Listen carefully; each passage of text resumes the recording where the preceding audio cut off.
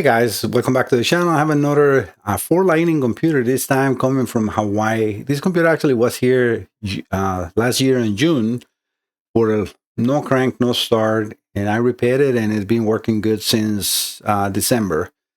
Jeremy, this is your computer. He's again from Hawaii, Jeremy Lawana. And he said that he had some issues with the alternator and now the computer is not firing. So let's see what we see. Let me just show you what I have here.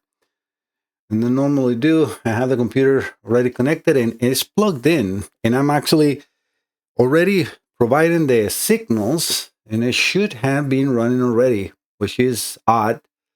This is the first time because I probably have the computer connected for probably, I don't know, maybe 6-7 minutes and it has not run at all.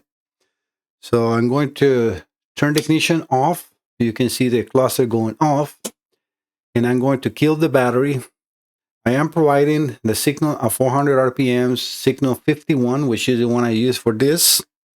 Let me just show you that in the video because I always like to record everything and present it. Yeah, you can see in there the signal 51 is the one that's being now applied.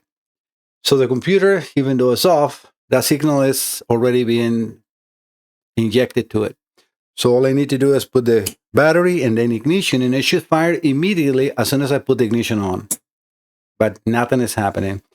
And we can definitely see already how the cluster did his sweep. I'm going to turn the battery off and everything again. So when I turn it on and off, and then all the stuff, you see how the cluster does the sweep, and then it comes back, but nothing is happening, no response whatsoever from the computer.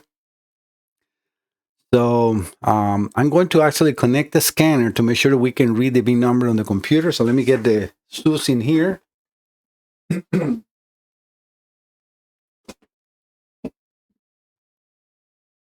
me get this connected and I'll be right back.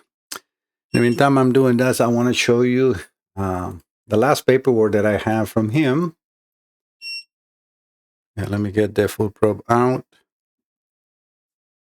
So this is, again, the information. You see crank no start, and that was in June 26th. The computer this time here got 12/31st. Let me think. Yeah, I think I have it. Yeah, the 31st. So obviously it was the end of the year. No working on 31st. So like we just started to work. So we're talking about Monday, the 5th. So the computer is actually here for a couple of days. He's already trying to contact me. Yeah, I don't work during the end of the year. So, and if I work, is I have my own discretion, and I have previously work that I needed to finish, but now I'm working on his. All right, so let me get the scanner connected, and I'll be right back. I got the scanner already on. Let's see if we can read the VIN number, which is when we want to make sure that we have communication. I don't know exactly what happened to this computer, so we'll see. I have the VIN number on the page. Yeah, it should end in KC22830. And that's exactly what we have. So yeah, it is reading properly. Let's see what kind of codes do we get from the computer. Automatically air conditioning. Realistically, it doesn't really matter. Let's see what is in memory. Even though 4 usually erase all the fault codes. Theft detected, yes, because I have not done the parameter reset, and I don't really need it for the computer to run the coils, and we can see that nothing is happening. But yeah, nothing abnormal in there. Let me do a key on engine off cell test to see if it's any checksum errors or something like that that can lead me to believe that we have any major issue before we attempt a repair.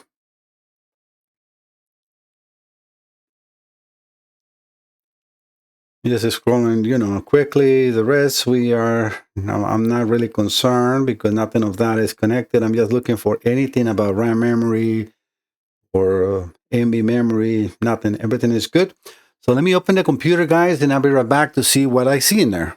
Hi, guys. I opened the computer, and it's actually the analog to digital converter, the problem.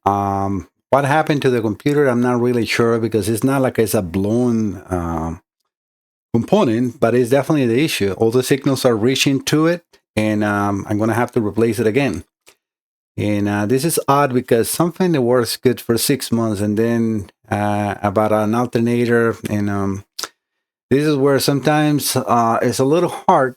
And at least he was honest to tell me, yes, we replaced the alternator just before the problem happens, or even I don't know if that was actually yes the cause or not, but yes, that is the issue.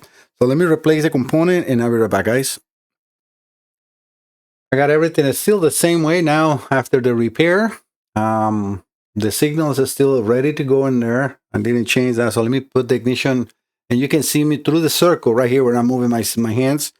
I have my connection box in here. So I'm going to put the battery and then the ignition in 1, 2. You can see now firing instantly. And this is the way it's supposed to. So I was 100% correct with my assumption being the issue on the analog to digital converter. And this is going to be a free of charge this time, Jeremy, just because I'm trying to help you. But I'm really already taking a loss in this repair because this component I don't make it. So this is a component that actually comes from somebody else. And it's, just so you know, the analog to digital converter my cost, which I don't mark it up or nothing, is $1,000 what this company is asking for that, which is outrageous, but yes and no, right? I mean, they're the only ones that have whatever is left, and they're making the money out of that.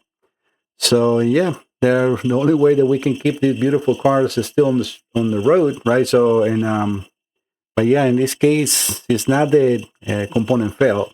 Components don't fail after 6 months. You know what I mean? This is something external. They create the same problem. And hopefully that has been corrected, Jeremy, because I will give you the warranty only this time on this same component. If this happens again in 4 months, 5 months or so, I'm sorry, but you're going to have to find out exactly what is happening on the car. Very abnormal. That happens just so often, 6 months, right? So you expect that something, if it's going to fail, a week, a month, or if it's something that happens on the vehicle, it's going to be something repetitive. Like hopefully it's something not a problem or underground or underlayer problem. Sorry, that he has not corrected, and then it will damage it again. But we can see now with the computer running. I'm going to get the Phoenix out of the equation. Sorry, not the Phoenix, the full probe. So you can see the signals that I have behind me. Actually, what I'm going to do is let me get actually the scanner. We don't really need it. We saw already the signals in there, or not the signals, the full codes.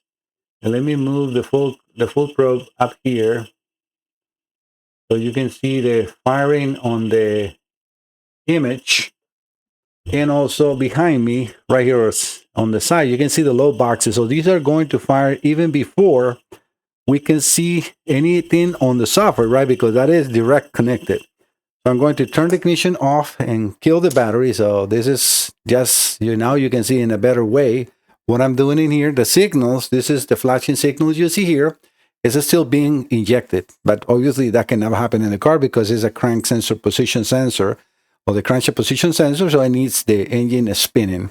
So this is a very controlled environment, and this is the way that I always test it, and I know when they're good or not. So again, battery, and then ignition in 1, 2. You see the fires first in here, and then in the software right there, right? But it is doing it now every single time, and it wasn't working at all. I have it on for a while, which usually when it's failing, and that gives me a hint, I leave it for like 20, 30 seconds, and then it starts firing by itself. But it was not the case in this one. So it was completely done.